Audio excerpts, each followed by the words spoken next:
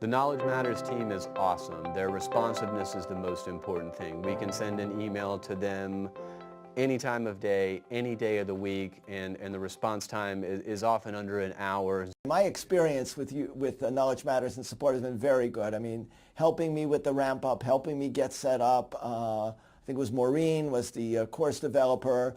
The odd time, and I tell the students I'm not the help desk.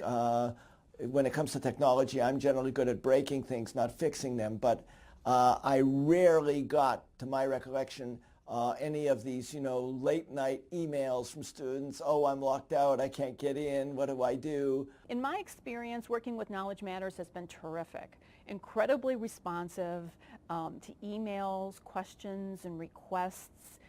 We are doing online education, so not only am I involved, but other partners within the university are involved, other partners within Knowledge Matters are involved, and the experience has been terrific.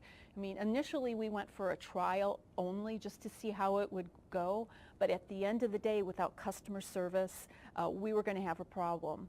And those concerns and that question was resolved in the first semester. So they've been really terrific to work with.